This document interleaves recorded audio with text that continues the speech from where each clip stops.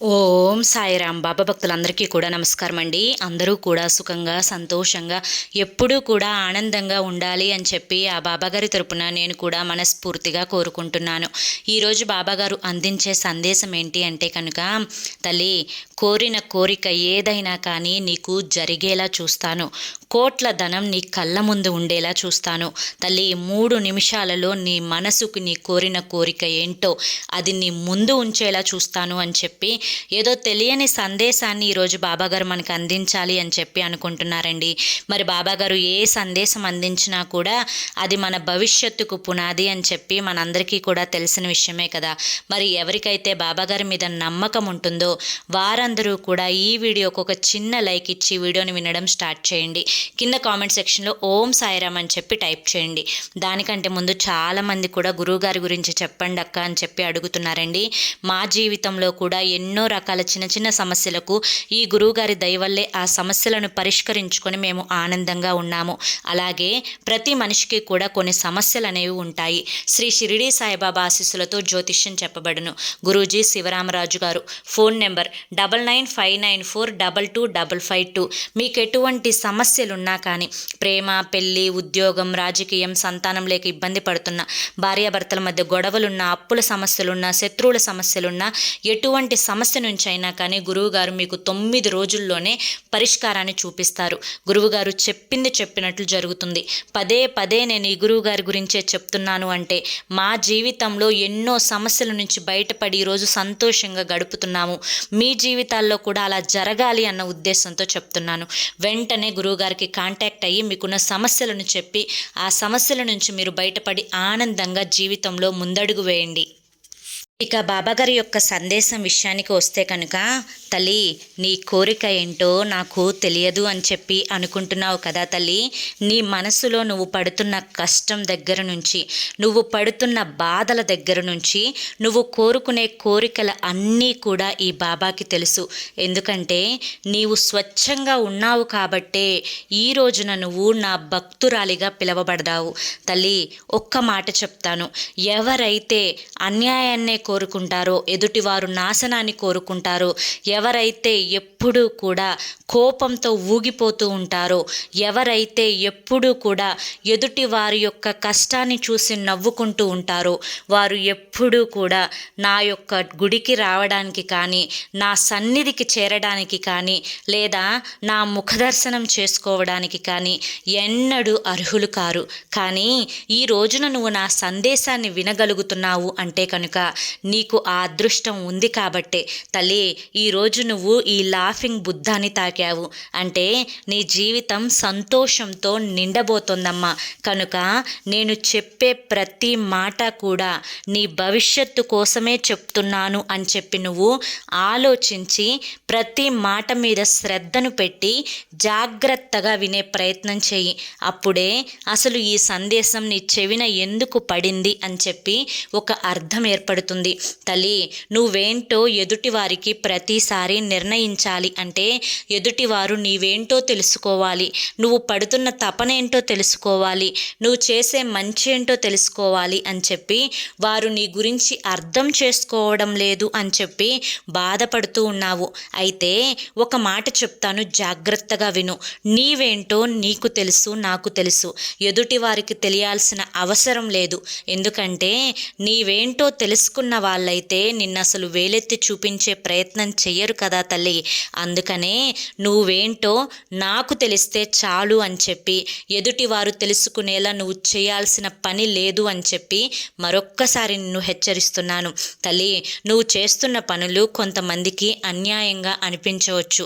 నువ్వు ఎంత న్యాయం చేయాలి అనుకుంటున్నా కానీ, ఎదుటివారి మంచిని ఎంత కోరుకుంటున్నా కానీ నిన్ను వారు తప్పుడు దృష్టితో చూడవచ్చు. నీవు మాకు అన్యాయం చేయాలని కోరుకుంటున్నావు అని చెప్పి నిన్ను నిందించవచ్చు. అంత మాత్రాన వారి మాటలన్నీ కూడా నిజం కావు అని చెప్పి నీకు తెలుసు, నాకు తెలుసు.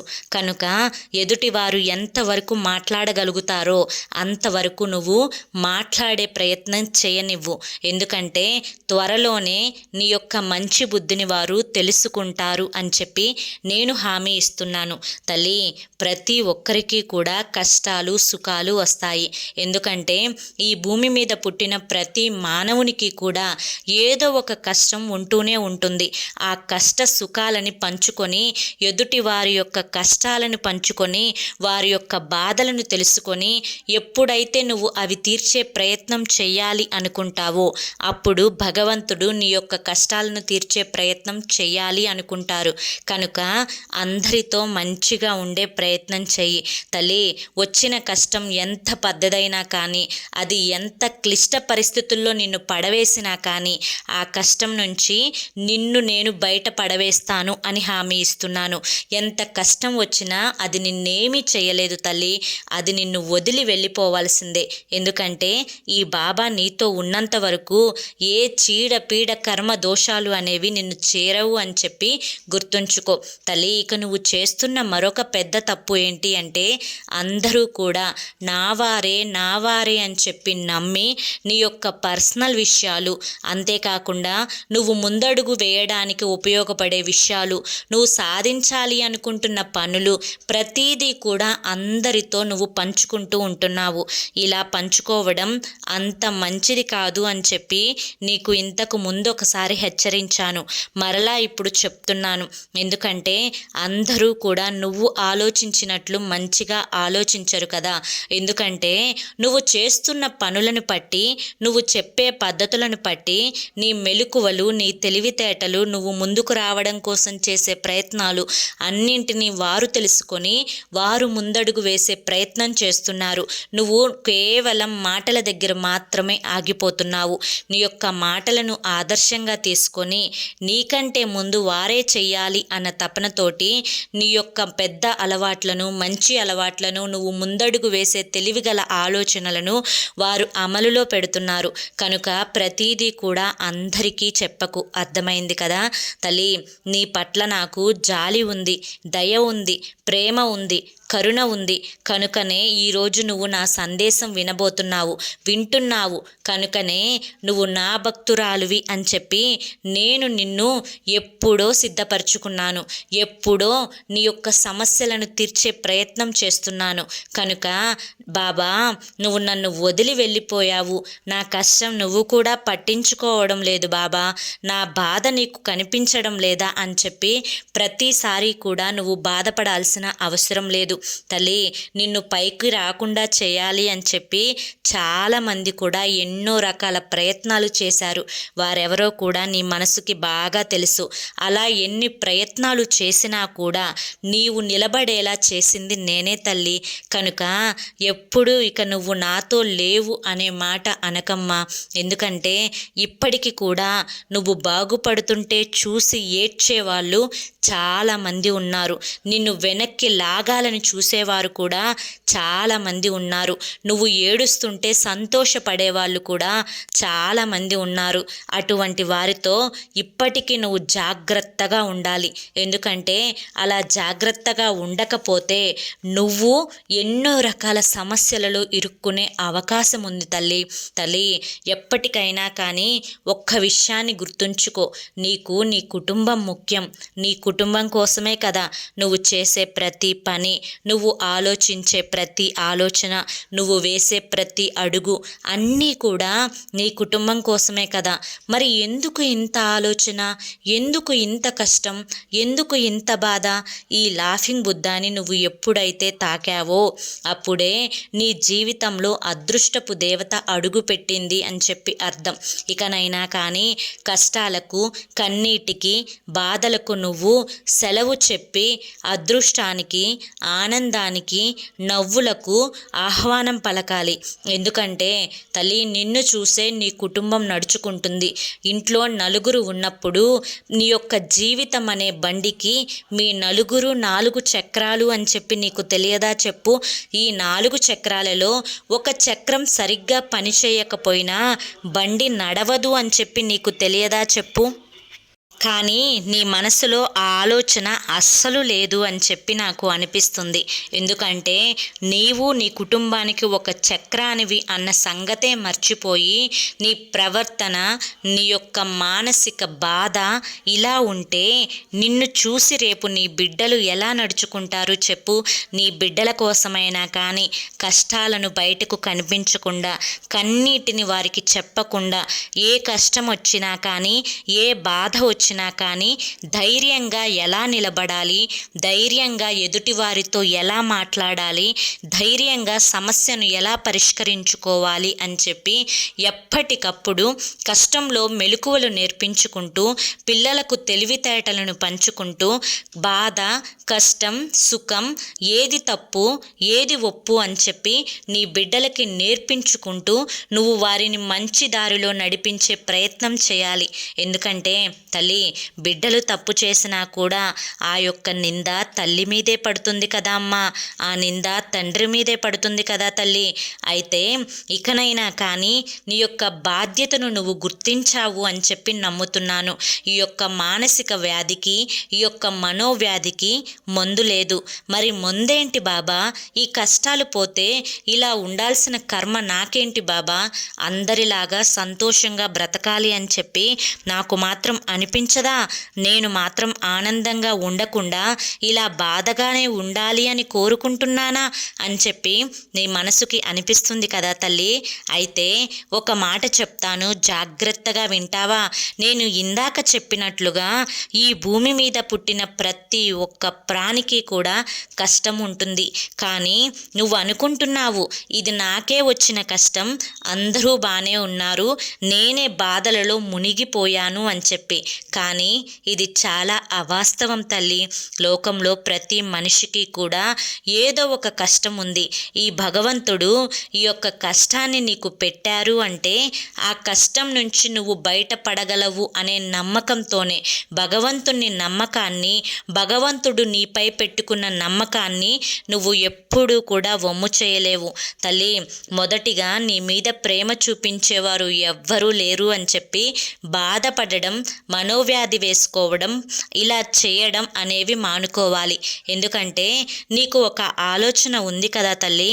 బాబా లేచిన దగ్గర నుంచి అందరి కోసం ఎన్నో పనులు చేస్తూ ఉంటున్నాను, అందరి కడుపు నింపే ప్రయత్నం చేస్తున్నాను. నా వారికి, నా కుటుంబంలో వారికి, నా భర్తకు, నా బిడ్డలకు ఇంత చిన్న కష్టం వచ్చినా కూడా తట్టుకోలేకపోతున్నాను.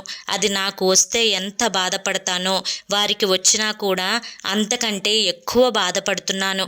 మరి నన్ను మాత్రం ఎవ్వరూ అర్థం చేసుకోరేంటి బాబా? నేనేం పాపం చేశాను?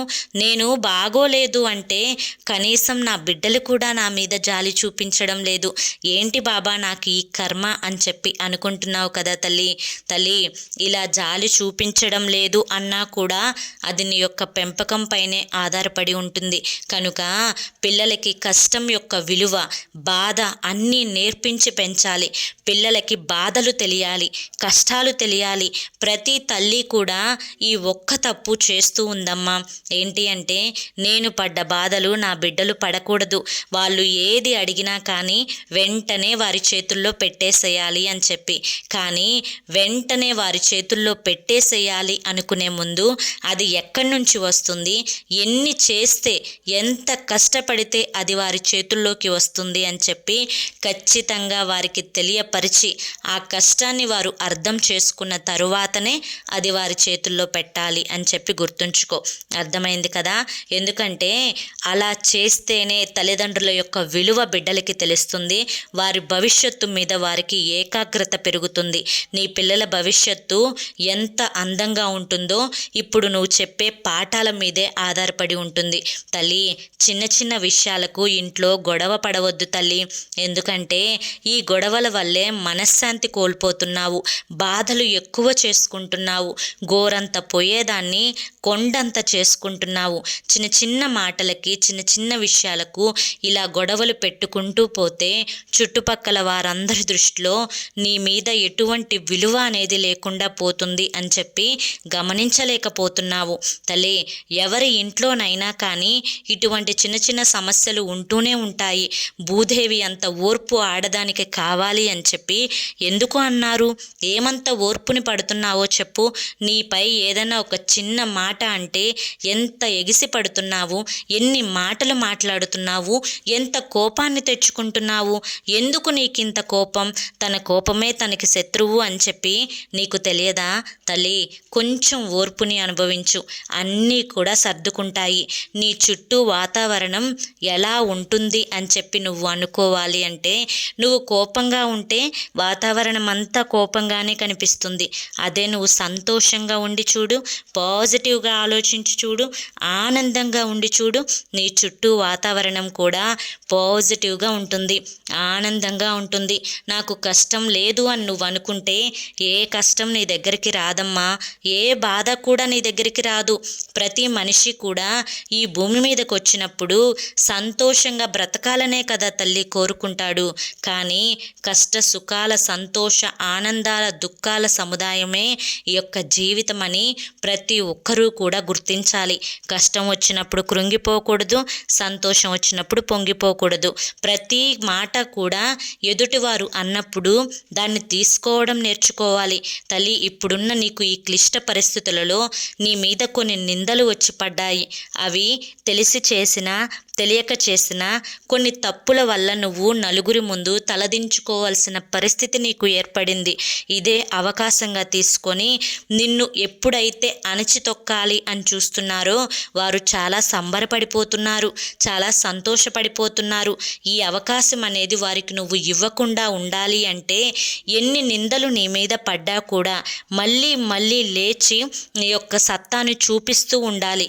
ఎదుటి వారికి నువ్వు తలుచుకుంటే ఏదైనా సాధించగలవు అనే అంత పట్టుదల నీలో ఉంది అని చెప్పి వారికి తెలియాలి. కొన్ని గ్రహాల పరిస్థితులు అనుకూలించక నీ ఆరోగ్యం కూడా అంతంత మాత్రంగానే ఉంది. ఇప్పుడు నేను నీకు హామీ ఇస్తున్నాను, నీ ఆరోగ్యం చక్కగా కుదుట పడుతుంది. ఆరోగ్యం గురించి ఏమాత్రం భయం పెట్టుకోవద్దు. ఎందుకంటే నీ ఆరోగ్యానికి ఏమీ కాదు. నువ్వు ఆరోగ్యంగా ఉంటావు, ఆనందంగా ఉంటావు, సంతోషంగా ఉంటావు. కనుక దీని గురించి అస్సలు ఆలోచించకు.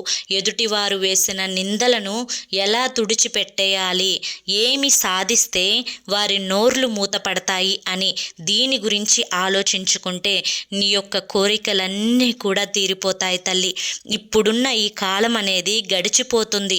ఎందుకంటే ఈ కష్టకాలం అనేది శాశ్వతంగా ఉండిపోదు, సంతోషకాలం వస్తుంది. అలా రావాలి అంటే నీ వంతు ప్రయత్నం నువ్వు తప్పకుండా చేసి తీరాలి. అలా చేస్తేనే నువ్వు ఏదైనా సాధించగలవు. ఏదైనా కూడా నీ కాళ్ళ దగ్గరకు వచ్చి పడుతుంది.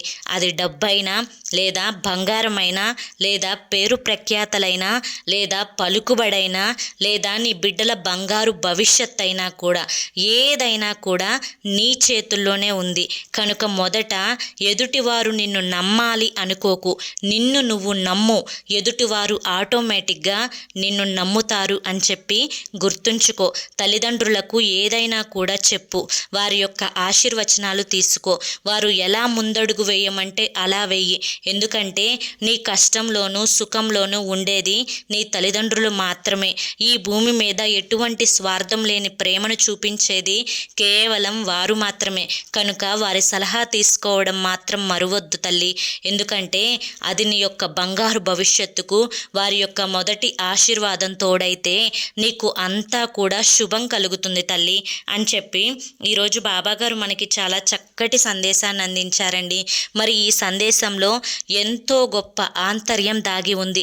మన కోరిక నిమిషాల్లో తీరిపోవడం కోసం మన మనసుని మనం ఎలా సిద్ధపరచుకోవాలో బాబాగారు తన యొక్క ఆంతర్యం రూపంలో చెప్పారు. అదేవిధంగా కోట్ల ధనం మనం సొంతం చేసుకోవాలి అంటే మన పరిస్థితులను ఎలా ఎదుర్కోవాలో బాబాగారు చాలా చక్కగా చెప్పారు. ఏ సమస్యను ఎలా పరిష్కరించుకోవాలో కూడా చాలా చక్కగా అర్థమయ్యే రీతిలో బాబాగారు సెలవిచ్చారు. ఎందుకంటే బాబాగారు ఏది చెప్పినా కూడా, ఏది చేసినా కూడా మన భవిష్యత్తు గురించి ఆలోచించి మాత్రమే అని చెప్పి నేనైతే నమ్ముతాను. మీరు కూడా నమ్ముతారు అని చెప్పి కోరుకుంటున్నాను. మరి ఈరోజు ఈ సందేశం మీ అందరికీ కూడా నచ్చింది అనిపిస్తే ఈ వీడియోకి ఒక చిన్న లైక్ ఇవ్వండి.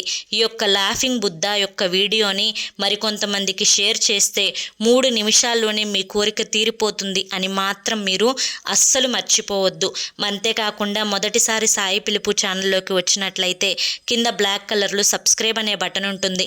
దాన్ని ప్రెస్ చేసి పక్కనే ఆల్ సింబల్ ఉన్న బెల్ని యాక్టివ్ చేసుకుంటే ప్రతిరోజు బాబాగారి సందేశాలు అనేవి మీకు నోటిఫికేషన్ రూపంలో వస్తాయి.